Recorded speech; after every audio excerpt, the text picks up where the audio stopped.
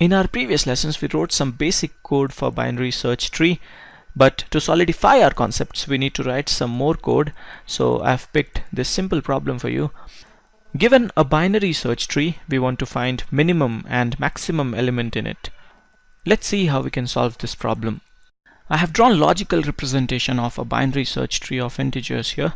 As we know, in a binary search tree, for all nodes, value of nodes in left subtree is lesser and value of nodes in right subtree is greater. This is how we can define node for a binary search tree in C, C++. We can have a structure with 3 fields, one to store data, another to store address of left child, and another to store address of right child.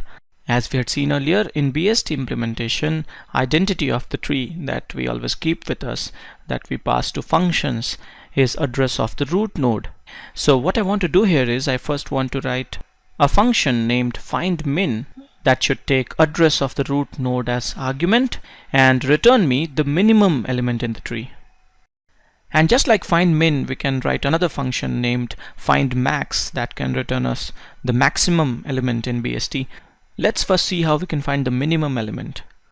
There are 2 possible approaches here. We can write an iterative solution in which we can use a simple loop to find the minimum element, or we can use recursion. Let's first see the iterative solution. If we have a pointer to the root node and we want to find the minimum element in BST, then from root we need to go left as long as it's possible to go using the left links. Because in a BST, for all nodes, nodes in left have lesser value and nodes in right have greater value. So we need to go left as long as it's possible. We can start with a temporary pointer to root node. We can name this pointer temp, or we can name this pointer current to say that we are currently pointing to this node.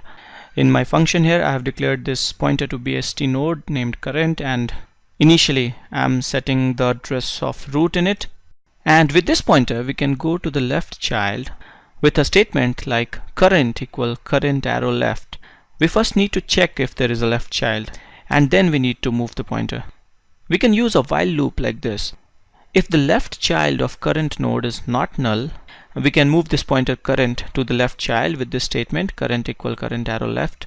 Here in this example, currently we are pointing to this node with value 15.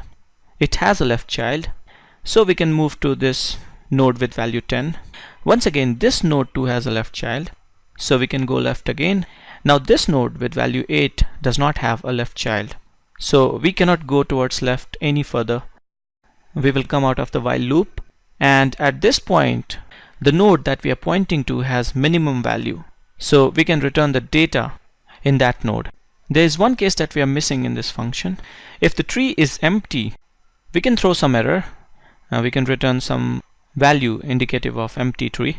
If I know that the tree would have only positive values, I can return something like -1. So here in my function, I've added this condition: if root is equal to null, that is if the tree is empty, print this error and return -1.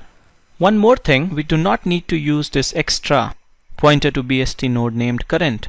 Root here is a local variable, and we can use this root itself. So we can write our code like this.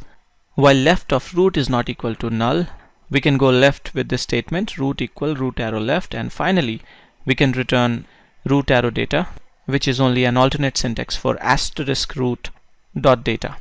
Modifying this local root is not going to modify my root in main function or whatever function I'm calling this findMin function from. So this is our iterative solution to find minimum element in BST. The logic for finding maximum is similar. The only difference will be that instead of going left, we will have to go right all the time. I leave it for you to implement. Let's now see how we can find minimum element using recursion.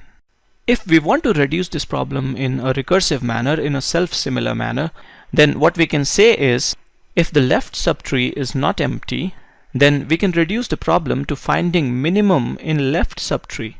If left subtree is empty, we already know the minimum, because we cannot have a minimum in right subtree.